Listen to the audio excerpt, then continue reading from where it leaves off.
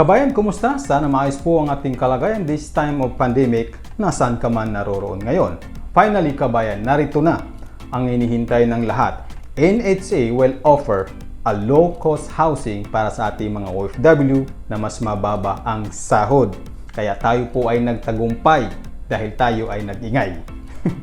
Kaya ito ating tatalakayin, kabayan. Pagkatapos mo mag-subscribe sa ating channel, share ng video para mas malaman ng iba, hit the notification bell para maka-receive ka ng mga ganitong updates related sa mga ganitong topic. Welcome back puli kabayan, this is Daz from Daz Info TV. Ay muli pong nagbabalik from Dubai. Before we proceed, shoutout muna tayo sa ating magigiting na mga subscriber na mga OFW na sina Jenny Antabo watching from Dubai. Kumusta ka dyan? Bing Bravo watching from Bahrain. So kumusta ka dyan sa taga Bahrain? Elsie Delphine watching from Malaysia.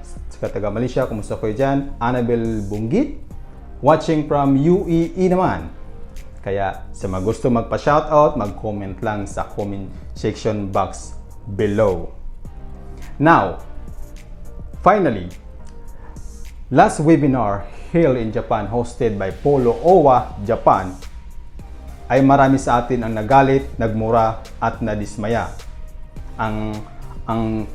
Dahil sa paunang ino-offer ng NHA na pabahay sa atin ng mga OFW ay hindi abot ang kaya ang presyo. Ibig sabihin, mahal. Dahil kabayan, originally, ang mga ito ay para sa mga uniform personnel ng gobyerno or yung tinatawag na kasunduluhan kasi dumoble na nga yung sahod nila. Ngunit, as an OFW, as a vlogger as well, I have to remain calm and neutral sa situation kasi it is my duty to share with you the news tulad ng OFW housing program na hindi binabalita sa mainstream media. So, however, the NHA General Manager Marcelino Escalada Jr. heard us and he told his NHA technical team to develop more affordable housing for OFW according to their pay capacity. So, ibig sabihin, dapat po ay magdisenyo sila ng pabahay na para sa mga OFW na malit ang sinasahod. During the first session we had with Polo Tokyo Labat Delmer, there were several questions. Bakit mahal? Kasi it was intended for the AFP-PNP which doubled their salaries under the Duterte administration. But I was telling my technical team to develop ranges of products that can mean 500 pesos to 1,000 or 5,000 to 8,000 or the 10,000 to 12,000 depending upon the financial capacities as well as the willingness to pay of our own OFWs. So, finally kabayan, narinig din ng NHA ang mga panawagan ng mga ordinaryong OFW na kagaya natin na gusto rin na magkaroon ng mura, de kalidad at disenteng pabahay na mas abot kaya. Kaya ang NHA ay tumugon sa atin ng mga panawagan o kahilingan na mag-offer ng mas abot kayang pabahay para sa ating mga kababayan na maliit lamang ang sinasahod lalo na dito sa Middle East o yung mga household worker na sektor. Kaya narito ang video mula mismo sa NHA. Kilala mo ba ang ating mga bagong bayani? Ang ating mga kaanak o kaibigan na tumatawid sa malalayong karagatan at nagtitiis mawalay sa kanilang pamilya para lamang makapagtrabaho at kumita. Sila ang ating mga bagong bayani o ang mga overseas Filipino workers. Ang pagsisikap at pagsasakripisyo na ginawa ng ating mga OFWs ay tunay na nakararangal. Kaya naman, bilang pagpupugay, ang National Housing Authority o ang NHA ay maglulunsad ng low-cost housing program para sa ating mga bagong bayani o ang mga OFWs. Ang mga housing unit sa programang ito ay may lot size na 40 square meters at 24 square meters naman para sa floor area. Mayroon itong sala, kusina, 2 kwarto na nakaayon sa Gender and Development Guidelines, merong banyo at service area. At ang isang napakagandang balita bukod sa pagiging dekalidad, sinigurado ng National Housing Authority na sa abot kayang halaga na 500 to 1,000 pesos kada buwan ang iyong pinapangarap na tahanan. Bukod dito, ang mga makabagong disenyo na tiyak magugustuhan ng ating mga bagong bayani ang gagamitin sa mga proyektong pabahay para sa mga OFW. Ito ay simula para sa pagbuo ng isang magandang komunidad para sa ating magigiting na mga bagong bayani.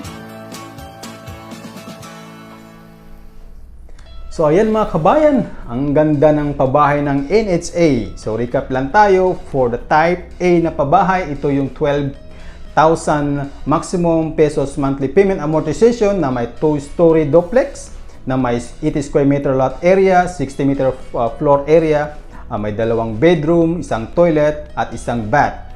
At para naman sa type B mga kabayan, ito po yung nasa 5,000 to 8,000 pesos monthly, isang single story duplex ang type po nito, may 100 square meter lot area, 50 square floor area, 2 bedroom, 1 bath at 1 toilet. At para naman sa type C, ito yung pinaka mas mura na abot kaya, ang presyo 500 pesos to 1,000 pesos monthly. Row house type po ito kabayan, na may sukat na 40 square meter lot area, 20 square meter floor area, 2 bedroom, 1 toilet at 1 bath.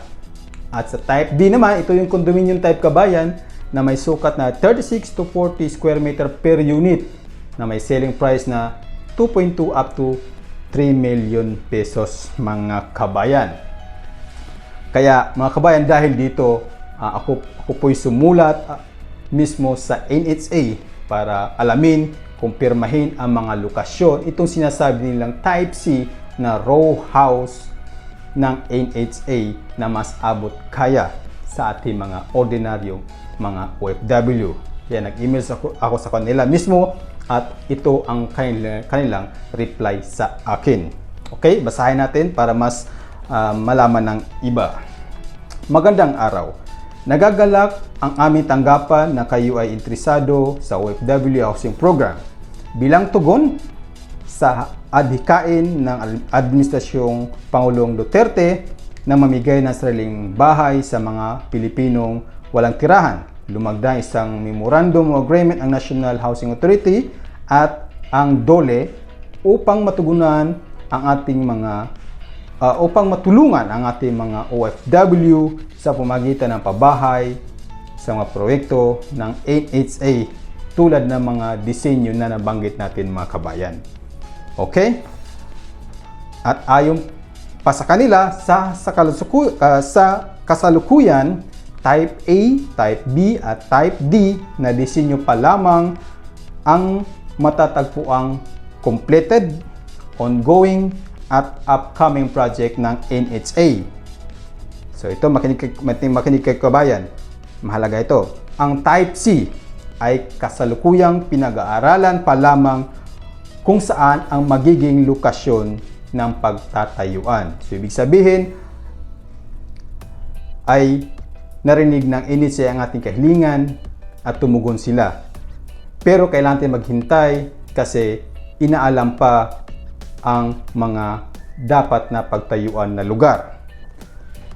At bukod dyan, narito ang survey form para malaman namin ang inyong mga mungkahi. So kabayan, may naka-attach na survey form dito sa aking email at ang survey form ay ilalagay ko yung link mismo doon sa description ng ating video kasi I suggest na mag-participate tayo sa survey na ito para malaman ng NHA ang pulso ng mga OFW at para malaman ng NHA ang kakayahan na magbayad ng mga OFW. Okay?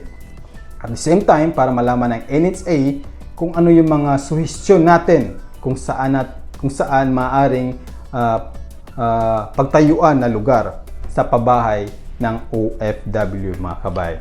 Okay? So, yung listahan ng mga housing at yung application form at checklist of document requirements, kasama na dyan ang listahan nga ng NHA property, ay makikita kabayan sa description ng ating ng video. So ilalagay ko doon yung link, hanapin nyo lang doon sa description ng ating video. So kabayan, sa panghuli, sabi ng NHA, siguraduhin na meron kayong Overseas Employment Certificate o yung tinatawag na OEC kabayan. So ayan mga kabayan, kunting panahon na lamang ang ating hihintayin. So magtiis-tiis lang tayo at matutupad na rin ang ating mga pangarap na magkaroon ng mas murang pabahay sa halagang 500 to 1,000 pesos monthly. Mula po ito sa NHA mga kabayan. Okay? So, this is Dads from Dads Info TV. Ako'y magpapaalam muna dito sa Dubai. See you soon.